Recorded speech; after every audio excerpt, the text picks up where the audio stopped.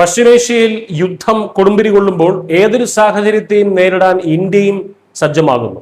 ഇതിന്റെ ഭാഗമായി ദില്ലിയിൽ ഉന്നതതല സുരക്ഷാ യോഗം ചേർന്നു. പ്രതിരോധ മന്ത്രി രാജ്നാഥ് സിംഗിന്റെ അധ്യക്ഷതയിലാണ് സുപ്രധാന യോഗം ചേർന്നത്. ആഗോള തലത്തിലും പ്രാദേശിക തലത്തിലുമുള്ള സുരക്ഷാ സാഹചര്യങ്ങൾ വിലയിരുത്താനും ഇന്ത്യയുടെ പ്രതിരോധ സജ്ജീകരണങ്ങൾ അവലോകനം ചെയ്യാനുമാണ് ഡൽഹിയിൽ ഈ അടിയന്തര യോഗം വിളിച്ചു ചേർത്തത്. സംയുക്ത സൈനിക മേധാവി ജനറൽ അനിൽ ചൗഹാൻ, വ്യോമസേന മേധാവി air chief marshal Amarpreet Singh, കരസേനാ മേധാവി ജനറൽ ഉപേന്ദ്ര ദ്വിവേദി, നാവികസേനാ മേധാവി admiral Dinesh K Tripathi, DRDO chairman Sameer Kamat തുടങ്ങിയ ഉന്നത ഉദ്യോഗസ്ഥരെല്ലാം യോഗത്തിൽ പങ്കെടുത്തു.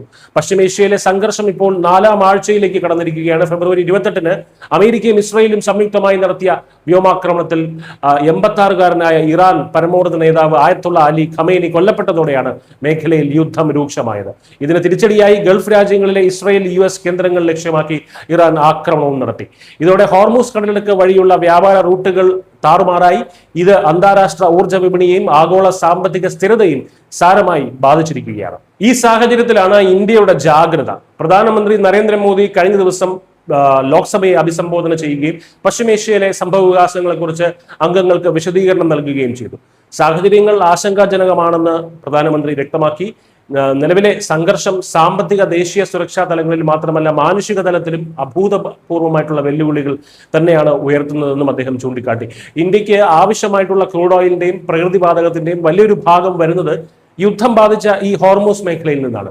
അതിനാൽ തന്നെ ഇത് ഇന്ത്യയുടെ വ്യാപാരത്തെയും സമ്പദ് വ്യവസ്ഥയും എങ്ങനെ ബാധിക്കുമെന്നതിൽ വലിയ ആശങ്കയുണ്ട്.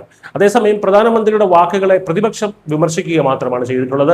ഇത് വെറുമൊരു നാടകീയ പ്രസംഗം മാത്രമാണ് എന്ന് അവരുടെ സ്ഥിരം പല്ലവിയാണ് അവർ പറഞ്ഞിരിക്കുന്നത്. എന്തായാലും ഈ പ്രതിസന്ധിയെ മറികടക്കാനും ഇന്ത്യയുടെ ഊർജ്ജ സുരക്ഷ ഉറപ്പാക്കാനും ഗവൺമെന്റ് അടിയന്തര നീക്കങ്ങൾ നടത്തുന്നുണ്ട്. പശ്ചിമേഷ്യയിലെ സംഘർഷം വേഗത്തിൽ പരിഹരിക്കപ്പെടണമെന്നാണ് ലോകരാജ്യങ്ങൾ ആവശ്യപ്പെടുന്നത്. ഈ വിഷയത്തിൽ പ്രധാനമന്ത്രി നരേന്ദ്രമോദി ഇന്ന് രാജ്യസഭയിലും വിശദീകരണം നൽകും. രാജ്യത്തിന്റെ സുരക്ഷയും സാമ്പത്തിക ഭദ്രതയും ഉറപ്പുവരുത്താൻ സായുധ സേനകൾ പൂർണ്ണ സജ്ജരാണെന്ന വ്യക്തമായിട്ടുള്ള സന്ദേശമാണ് ദില്ലിയിലെ ഉന്നതതല യോഗം നൽകുന്നത്.